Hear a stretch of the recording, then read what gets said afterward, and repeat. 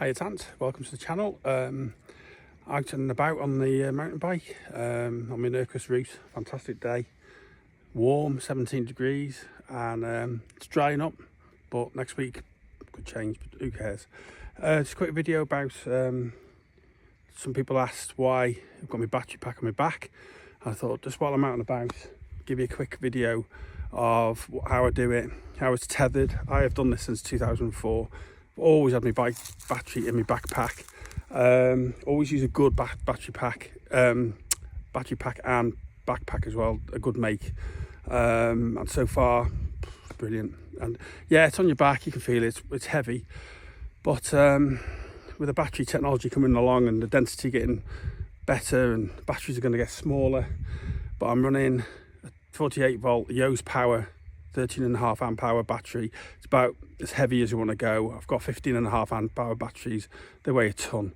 Yes, you get better range and more assistance, but nah, for me, I could even do it on a 10 amp, never mind a 13 amp, but I get about 20. If I run, now I've had the firmware update, I'm just checking to see how far I get on the charge, but so far I've only gone one dit. I've done 14 mile, climbed about 1,300 feet. This whole route's about 22 mile, about 2,200 feet. I think you could probably get about 30 mile out of a 13 amp battery, 48 volt with this TZ8. But to be fair, I don't want to be in the saddle that many hours. I mean, 2.5 hours in the saddles, 2 hours in the saddle's fine with me. Got other things to do in the day. As this part of my weekend, I love my mountain biking and just mix it up a bit. Anyway, back to what I've got here. So it's tethered. Basically, I just put a power cable going up. It's tethered by these connectors, can't remember what they're called. And I've come off many a time, so they just pop off. So, you know, I've come off loads of times, never had one problem with the battery. Battery, if anything's protected on the back. So I'm just doing this one-handed, but so I can just get that back in there with one hand. Probably not. It's what you could do with a drone cam. And then that basically hangs off the back.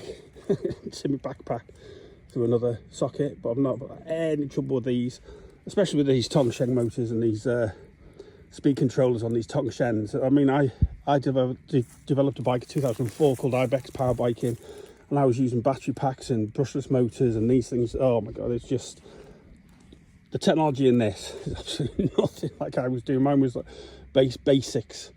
And then here's a battery pack. So what make is this? CamelBak. It's a CamelBak backpack.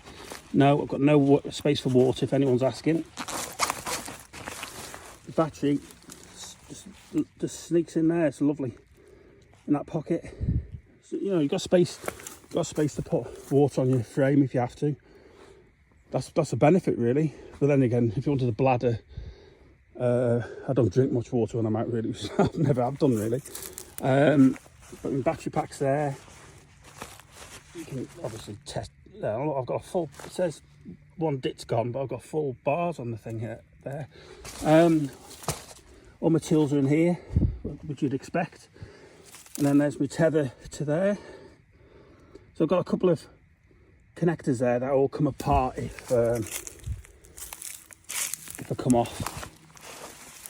And then the quality of this backpack's got like a sponge backing on it as well. That's key.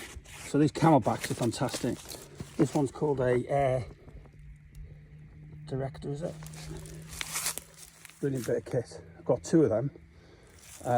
So yeah, I hope brings some light on. I think running battery packs on backpacks is definitely the way to go.